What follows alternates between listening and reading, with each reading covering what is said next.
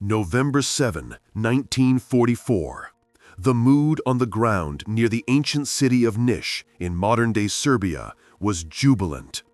The soldiers of the Soviet 6th Guards Rifle Corps were marching not for battle, but for celebration. It was the 27th anniversary of the October Revolution. The Red Army had driven the Germans out of the area and was moving comfortably along the road from Niš to Aleksinac, accompanied by Yugoslav partisans. The sky was clear, the morale was high, and the vodka was flowing. But at 12:50 p.m., the sound of engines drowned out the singing. High above the clouds, Colonel Clarence T. Edwinson of the U.S. Army Air Force looked down from his P-38 Lightning. He was leading the 82nd Fighter Group on a mission to harass retreating German forces in the Balkans. The intelligence reports were clear. German columns were retreating north from Greece. When Edwinson peered through the mist and saw a massive line of trucks and vehicles moving along the Niš road, his instinct took over. He didn't see allies, he saw targets. Target identified. The order crackled over the radio. A squadron of P-38 Lightnings rolled over and began their dive. On the ground, the Soviet troops waved.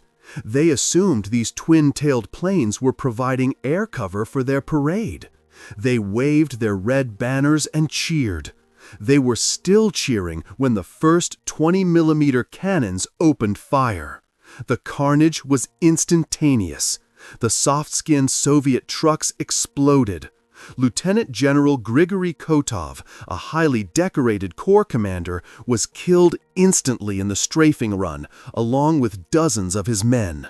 Panic swept through the Soviet ranks. They couldn't understand what was happening. Was this a German trick? Were these captured planes? Desperate radio operators screamed for air support from the nearby Niš airfield. The commander of the Soviet 17th Air Army, General Vladimir Sudets, watched the massacre from the ground in horror. He didn't know who was attacking, and frankly, he didn't care.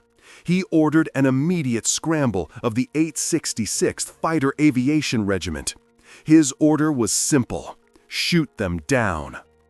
This is where the incident turns from a tragedy into a surreal historical anomaly. Soviet Yak-9 and Yak-3 fighters roared off the runway to intercept the attackers. The American pilots, seeing single-engine fighters rising to meet them, assumed they were German Focke-Wulf 190s.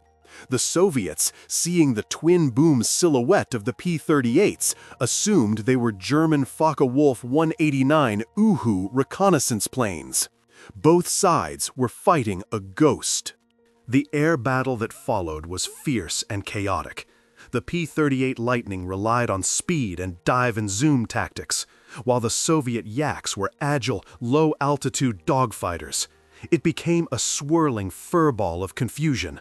Soviet ace Alexander Koldenov, who would later become a chief marshal of aviation, realized something was wrong.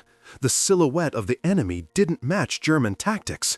He risked his life, flying his Yak straight through the line of fire, pulling up alongside an American P-38. He dipped his wings, frantically showing the large red star painted on his fuselage. Inside the American cockpits, the blood drained from the pilots' faces. These weren't swastikas, they were red stars. Friendly, they are friendly! The frantic calls filled the U.S. radio channels. Colonel Edwinson realized the catastrophic error and ordered an immediate disengagement.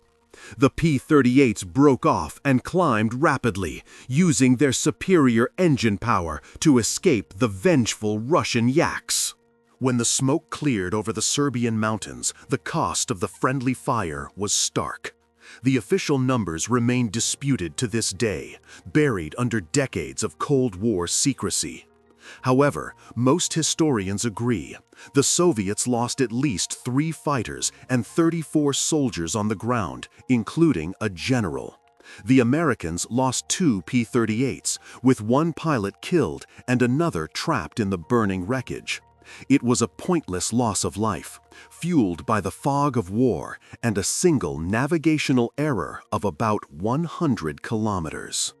The diplomatic fallout was almost as dangerous as the battle itself.